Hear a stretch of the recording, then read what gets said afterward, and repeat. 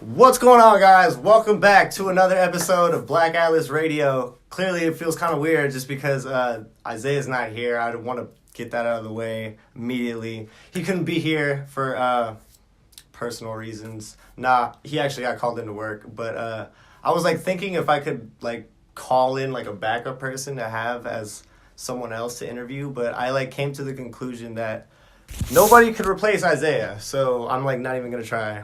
So I figured it'd just be better with me, and I'm going to try doing a, one-on-one talk, see how that goes. But go ahead and introduce yourself and give out your ads or whatever you want where the people can reach you. Okay, well, you can follow me on Twitter at WaniGotTheJuice, Instagram _WaniGotTheJuice. Everything is WaniGotTheJuice. So just type in WaniGotTheJuice and you're going to find me. There you go. Is that your performing name too? I mean, or do you just get called Wani? What happened is it had plenty of stages. It went from Wani Bo, Wani fucking Bo, Wani got the juice. It just went through hella stages, and I just wanted it to be Wani, but it's kind of nobody will just people call me just Wani, but when it comes to my music, they call me Wani got the juice. So I just stuck to Wani got the juice because that's what's on Apple and Spotify and everything. So I'm stuck with it now. So if someone searches that, all your shit's gonna pop up basically there? I'm stuck. Okay. I can't just put Wani. Right. And plus it's this random ass Asian bitch that's hella famous. Oh, and for her real? name's Wani. So I don't want. Right. Yeah. I was just okay. fuck it. Well, that's good. At least you're it differentiates you. Yeah. But so what I was gonna say before I got ahead of myself, I see you're getting ready to drop an EP this month, right? Yes. Yeah. You just recently dropped a project before this? Yeah. It was more okay, so basically what I dropped in at the end of February was more my album. And those songs are more serious type songs, more personal type of music that I made, that connects to everything. So people went in to listen to it. It didn't have too much of any ratchet music, turned up music or anything for the summer and stuff like that. Yeah. It was just more based off real shit, street shit, personal stuff. So I got all that out so people could understand who I am. So just my EP is more like my alter ego type of person. My album is more Tawana, which is my real name, and my EP is more Wani. It's two totally different people. So the EP is just ratchet. It's just ratchet ass music, just turned up stuff. Is that something you take into account when you're making music? Do you know if it's gonna belong to a certain project, or if you want it to have a certain style compared to serious music and turning up music? Yeah. I kind of separate them a little bit because a lot of these days basically people kind of like the catchy shit, to listen to catchy shit, and it's just I don't mind making catchy music because it's fun to make, but some music I kind of separate from that because it has more meaning to it than others. So I kind of keep the stuff that I don't really care about too much together, and the stuff that I take real personal together. I don't want to put them in the same category. Yeah, that makes sense. Do you prioritize one over the other, or is it kind of because I know here it just happens basically. Right. If I'm in that mode where I'm just I want to make a ratchet song about turning up, I want to play that in my car while I'm driving, then I'm gonna be in that zone. If I know I'm in another zone, I'm gonna put myself in another zone, But sometimes I can mix them both together, throw in some stuff. It just all depends. I have to listen to the beat and catch the flow. Okay. Is there a certain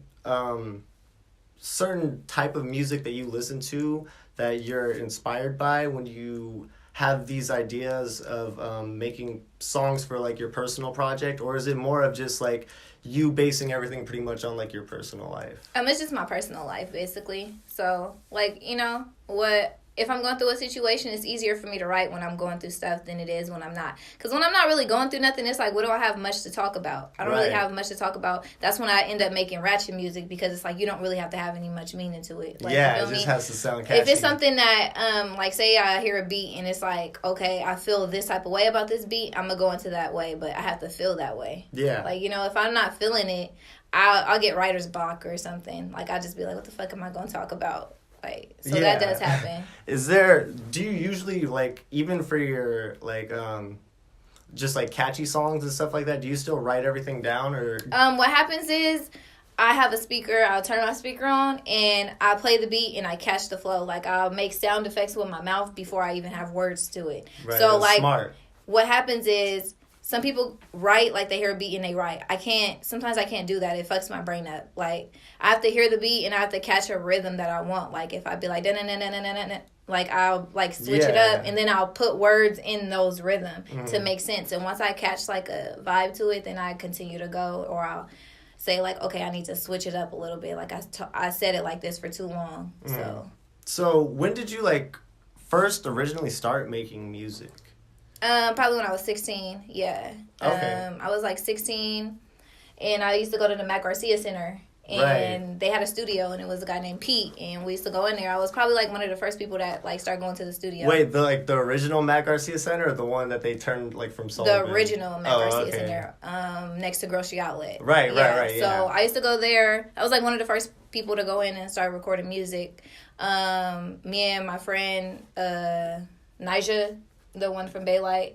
Oh, yeah. So we did our first song when we were like 16. We were just joking around. And then people ended up really liking it. And like, I realized I could really rap. Like, my dad's a rapper. So I was just like, okay, like, and I kept going. Like, you know, she stopped. It wasn't her passion. It wasn't what she wanted to do. I kept going because, like, I knew this is what I wanted to do. Right. So eventually I was just making hella ratchet songs just about parties and everything, because that's what my life was about. I always rapped about what I was going through. So if I'm in a party, all I do is party, then that's what I'm going to rap about. You get what I'm saying?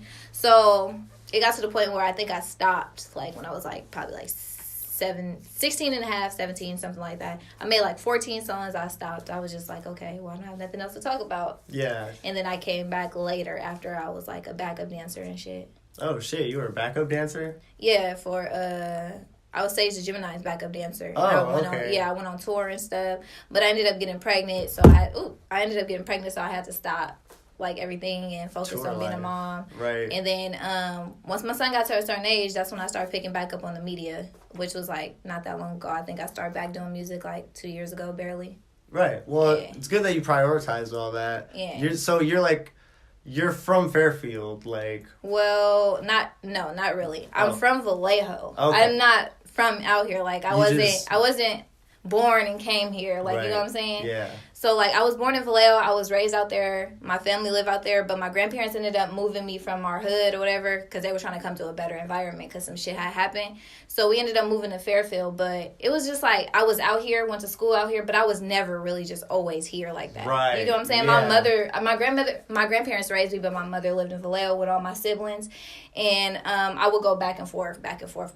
So, like, when it came to Fairfield, it was more like parties. I was focused on, like, partying, like, Fairfield was where the parties was. Couldn't nobody really enjoy that shit in Vallejo. Like, something was gonna happen. Yeah. You know what I'm saying? When I wanted to spend time with my family and my, like, friends that I grew up with, I would go back to Vallejo. But eventually I became so comfortable with Fairfield that Fairfield became my home. Like, you know what I'm saying? Yeah. So, like, both of them is my home. Like, I don't really be out here like that as I'm older.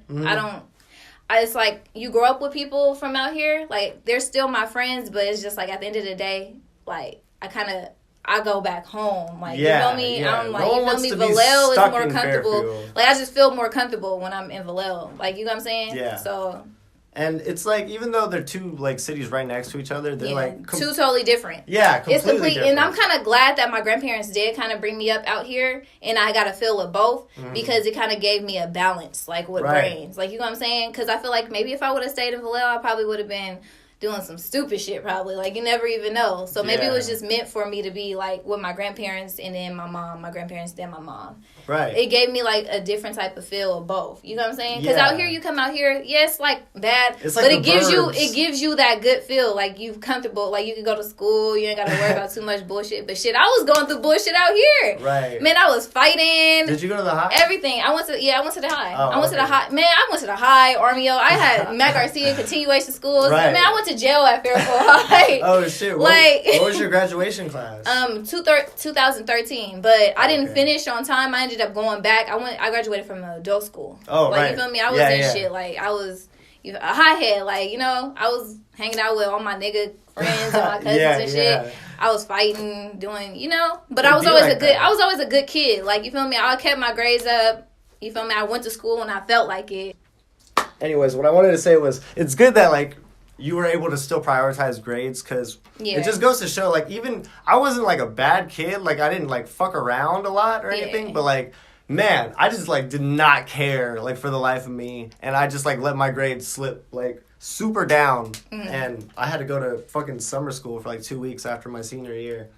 Oh, damn, yeah. See, one thing is, like, I look back at my transcripts weren't really bad at all. Like, one thing about me is when I went to school, like, I did my work, I did what I did, but what happened was I wouldn't come as much because I didn't feel like I had to be there every day. Yeah. I felt like I could come to school for 3 days out of the week, catch up everything, and still pass, and then be gone. And my grandparents accepted it as long as that I wasn't doing no dumb shit. Like, as long as when I went to school, I was doing the work and I could catch the grades up. They didn't really care as long as I was passing. I had lenient, cool-ass grandparents. They never really tripped off too much. Like, you know? So, that was helpful for me because I don't like school. School is not me. Like, I just don't like school. I feel you. And I feel like half the shit we learned in school, we don't even fucking use. Exactly. But I ended up going to medical school after. Like, I finished medical school. Like, you know, I want to do something to have backup plans just in case shit don't work out for me. Like, you got to have shit to fall back on. So, yeah, like, it's just, I don't like school, though. No, I feel you. I went to school for, like, 2 or 3 months out in SAC after high school for, like, game design. Yeah. I was like, this shit is super hard. Man, you don't even have to go through that shit. I got a whole friend with a bachelor's degree, and he was working with me at a phone store. Like, right, it's that's just like certain thing. Shit. Like, you don't. Yeah, it doesn't. Why that pay the shit money is like for a ripoff sometimes. I'm still not saying don't go to school, don't accomplish, get your degrees, do what you got to do. Be smart. Not saying it, but if you know that you have other passions and directions, go off what your goal is and what your passion is. Like, don't force yourself to have to go to school to do those. Right, because then you're gonna end up like me, still having to pay your fucking student loans, like way the fuck after you stopped going. And it's like I have a whole different like career choice now. Like I'm not even into that type of like field I feel like you anymore. never know what you want to do right after high school. I feel like you should give a little bit of time for your brain to think before you know what you want to do. Yeah, that's for sure. Before you jump into any like stupid lifelong like decision making things. But anyways, so I think my biggest problem also at Fairfield High was like I just did not get along with any of the teachers. Like I always have beef with hella teachers for like no like I said, I didn't like fuck around a lot, but like they just did not like me, and I feel like I was always like I was being super honest and like always giving my opinion and stuff. They just wanted me to like sit there and like say yes sir to everything. Like I get you on that. I don't know. I really can't relate to it because I was a hothead, so it was kind of like I don't know what the fuck you talking to, but right? Like you know, like I was just one of them. Like if you respect me, I respect you. If you got something to say that's negative, I'm gonna say something negative back to you. So it was just kind of like I was always like that. I always moved how I want to. Even when I was in elementary school, I used to tell my teachers like I'm gonna sit here.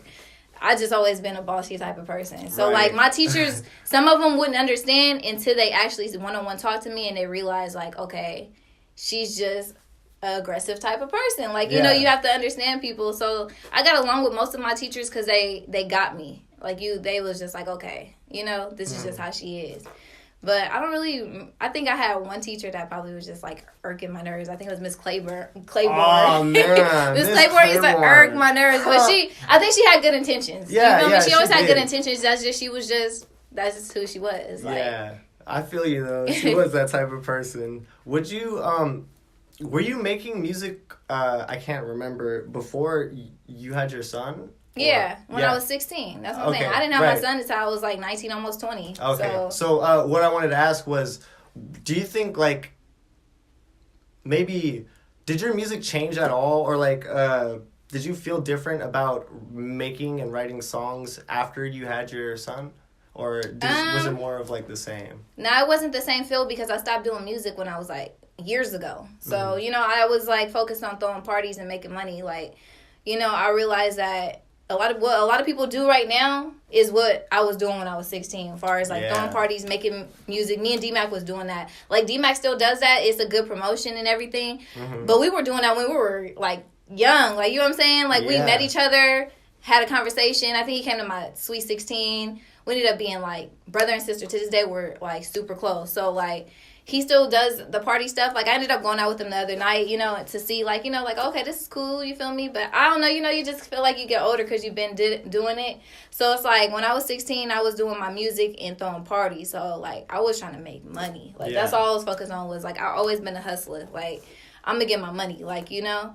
So I wasn't really tripping off music as much. It was just something fun to do. Like, while you're throwing a party, you could perform your own music and promote your own music. Yeah.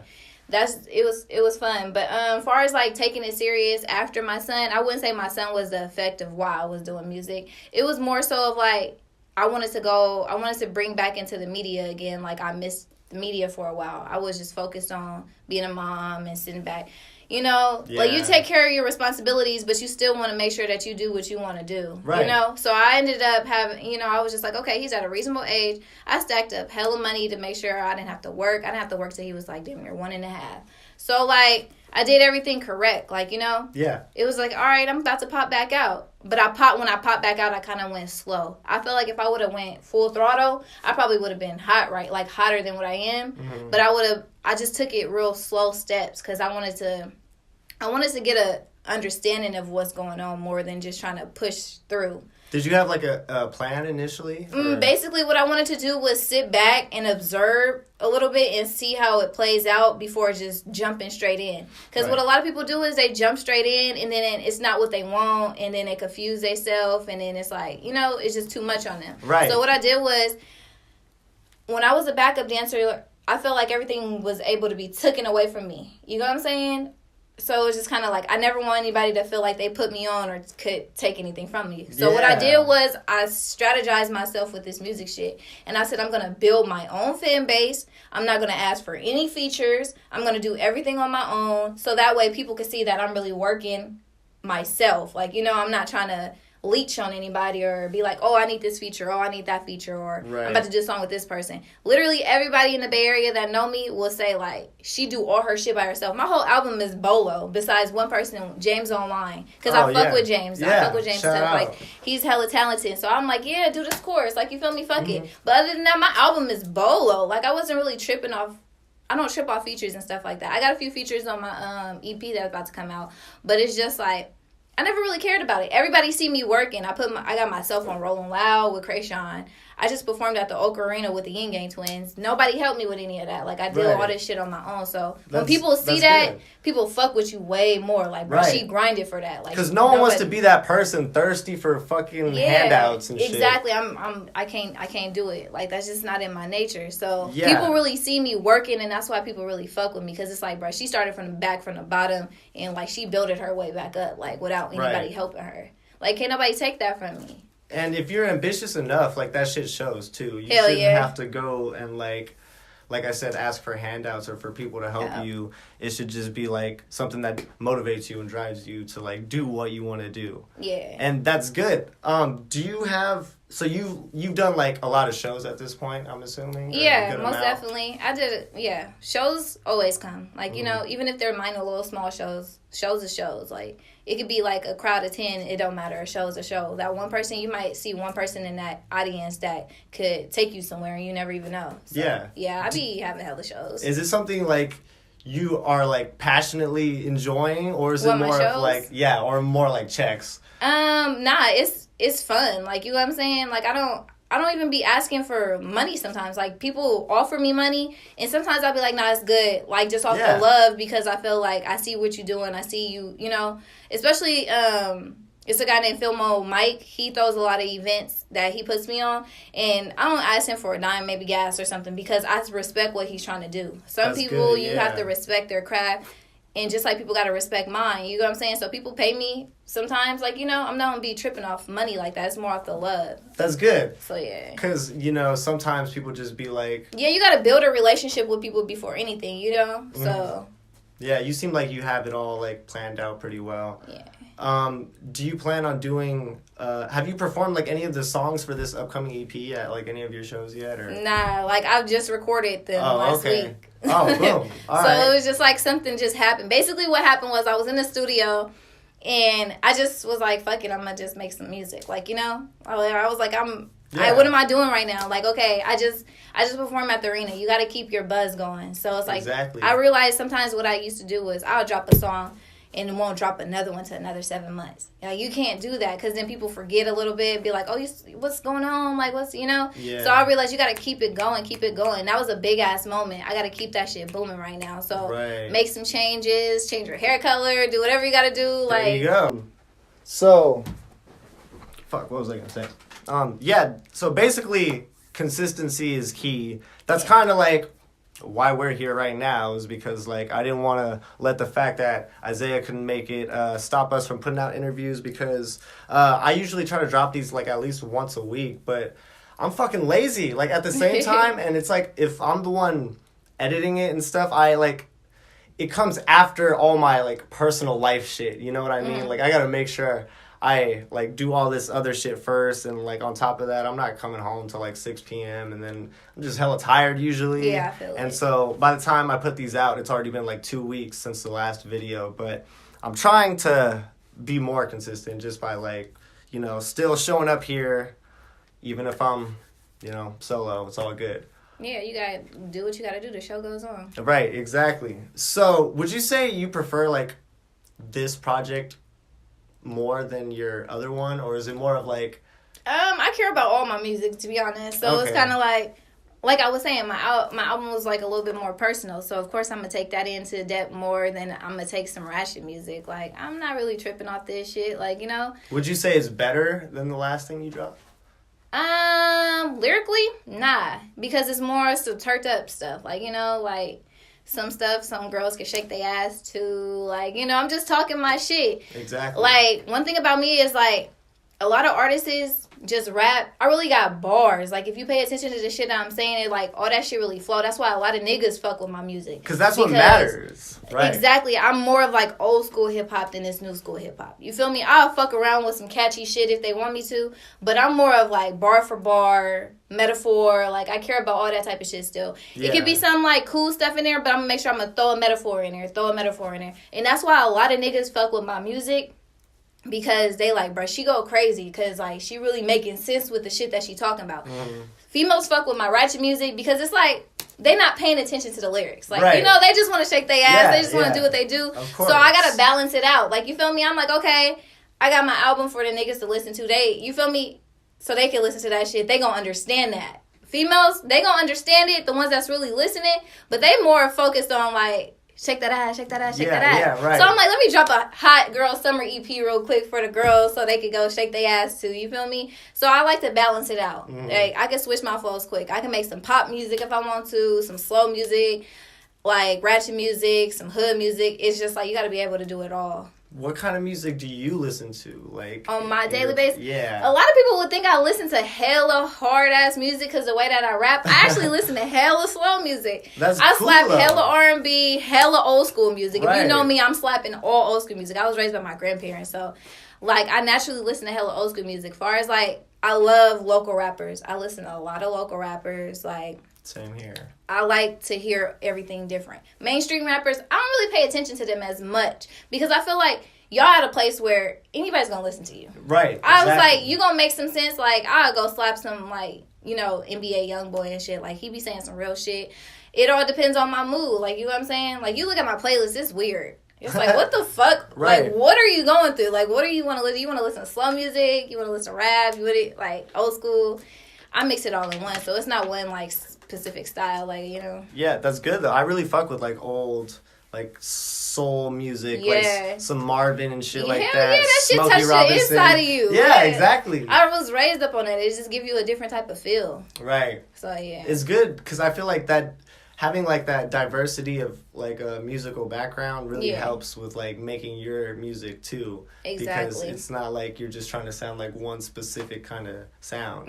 Which I feel like is kind of a problem that people, like, tend to box the Bay Area, like, in one sort of sound just because, you know, the hyphy movement, or if it's kind of, like, easy to say that everyone's making the same type of music, but I just feel like they're not looking in the right places because there's a whole, even, like, Fairfield, like, everyone on this table makes, like, different type of music. Like, none of them sound the same. Yeah. And I feel like that gets overlooked a lot of the time.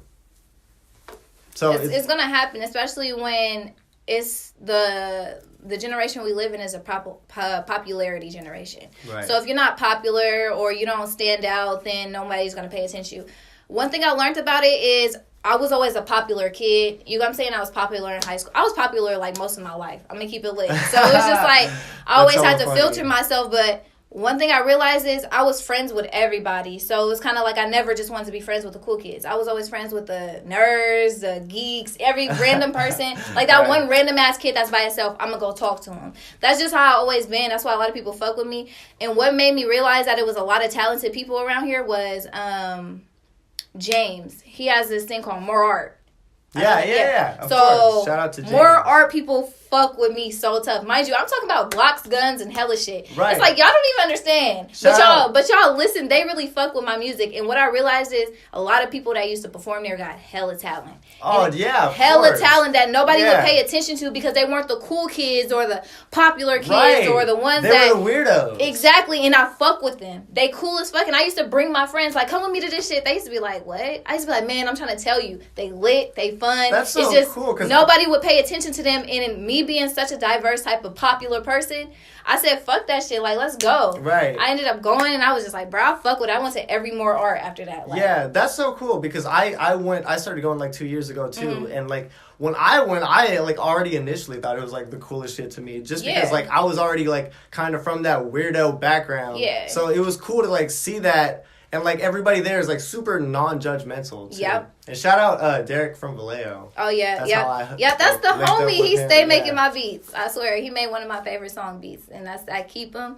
And then he actually made a beat that's on my EP that's coming out. So okay. Yeah. I just saw that video for the song you mentioned. Do you usually, like... You kind of switched up your voice, right? Which one? For Keep Him? Yeah, I harmonized. I did it back in the day when I was like 16. I did a song like that kind of. But it wasn't really my feel, like, you know. So I'm like, you know, when I heard the beat, it was just like, I already did a Return of the Mac when I was younger. And everybody used to listen to it. I did it with my cousin Bam. So I thought of a way like, hey, how could I switch it up and not just rap? It's like I did this before. It's kind of like familiar. How could I switch it for everybody to get a different feel? Like, okay, this is what I said when I was 16. This is what I'm saying when I'm 24. Right. Like, you know what I'm saying? So I was like, I just caught it and I was just like, na-na-na-na-na-na-na-na. Like I said, I don't put words yet. Yeah. So I just did it and then I found my words and then that's how it happened. So yeah, a lot of people fuck with that. I know I'm supposed to get it clean. I'm gonna probably get it cleaned on my next session so I can send it out to the people to put on the radio. Some people had tapped in like, oh, we're trying to get this on the radio. Right. So I got to get that shit clean. Has that ever happened before? What about radio? Yeah. With like any of your other songs? When I was 16. Oh, okay. I had somebody from I don't even remember his name. But he came from 106 KMEL. Mm-hmm. It couldn't go on the radio for one because it wasn't our beat. Back then we just grabbed instrumentals and rapped on them. So he was just interested on like, oh, okay, y'all talented. Like we made a whole song about weave, like wearing weave. And like he was just like, yo, why the fuck this go crazy like that? So he ended up talking to us. We had an interview with him and hella shit. But it couldn't go for nowhere. It's not our beat. Like if we would have had it remade, but we didn't have the knowledge back then. We were kids. So, you know, so... Yeah, see, I'm like, dang, every time you keep saying, like, when you were 16, I'm like, fuck.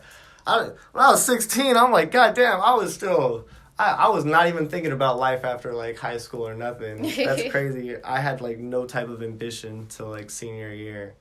But that's cool, though. Would you say that there's, like, a certain, like, group or maybe artists around here locally, maybe not even from Fairfield, but, like, from the Bay, that you really fuck with, that you think you would like try to put people onto if they haven't heard of? I always try to put everybody on. If I hear your music and I like it, I'm gonna be like, hey, have you heard this person? Have you heard that person?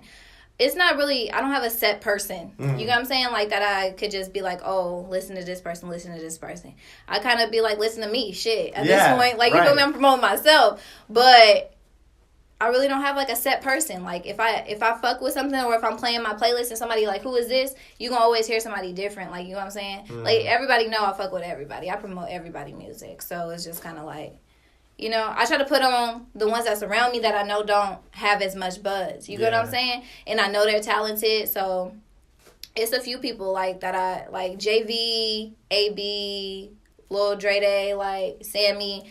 I be around them when it comes to music and stuff a little bit more like lately, but they're hella talented, you feel me? But not like not too many people listen to everything, but they doing their shit and they really raw. Like, you know what I'm saying? Mm-hmm. So that's like this area as far as Fairfield. Vallejo, we got Birdie, Thieves. Them is all like Crest kids. Like, you know what I'm saying? Like, they talented as fuck. They just, they got they buzz. Like, you feel me? Off top just because of SOB and shit like too. So, like, it all ventures, like, you feel me? And then in Richmond, you got Southside Sioux. Oakland, you got everybody. Capolo. It's hella people out there. Like, you know what I'm saying? The Bay Area is just a big-ass area, like. Yeah. Well, so full of talent. It's good that you have, like, an open ear to, like. Everybody. Yeah, all the other cities and shit, too. And, like, hard. Local far as female artists, I don't really. What's crazy is me being a female artist, you would think that I listen to a lot of more female artists, but I don't. I don't really listen to that. I feel like it's hard to find. It's not like I don't know. It's just like some of them I can't catch a feel with it. Not because they don't have the beat or the bars. It's just like it's just not my. I don't like it. You know what I'm saying? But I know Queen Foreigner. She's dope as shit. I like her music. She's from Marin. Nine Go Crazy. Like everybody go crazy in their own type of way. You know what I'm saying? Everybody's like different. Got their own type of different styles and shit. Okay.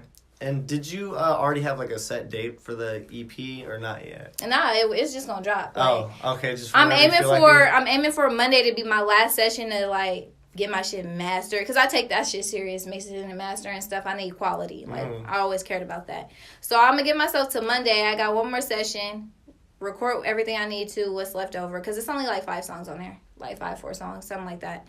So make sure I get that knocked out, probably master it that night, upload it. It takes about like a week before they go through the whole process. So sometime probably in like 2 weeks. Okay. Yeah, I already took the pictures for the cover and everything. Like, right. So everything's done basically. Okay, cool. Well, make sure you guys be on the lookout for that. Is there anything else that you wanted to get off your chest or let the people know before this interview closes up? Go download my shit. Like, what the fuck? Put my shit in rotation. Where can they do that at? On everything. I'm on Apple, everything. Spotify, Pandora, Amazon, Google Play, YouTube, everything. Pandora. I haven't heard Pandora in a while. I know. I don't know how I went there, but whatever. I go through this like company, and that's where it go through. So it goes to everything. So shit, go download my shit. What's your name one more time again? I'll have it throw it up there for the people. WaniGotTheJuice. Boom! There you go. All one word, right? Yeah. Okay, cool. So stay tuned for the new EP, guys. Also, go check out her video. I think it's like in her bio on Instagram. But, go follow her on all her shits. Check out her music. Check out blackatlasmedia.com. Make sure you rate us 5 stars if you're listening to this through a podcast service. And let me know if I fucked up, doing this solo or not. If this is something I should just not continue doing. But I feel like it was good. So let me know, subscribe, all that good shit. And thank you for the interview. And thank you guys for watching. Someone's at the door, so it's perfect timing. Later, guys.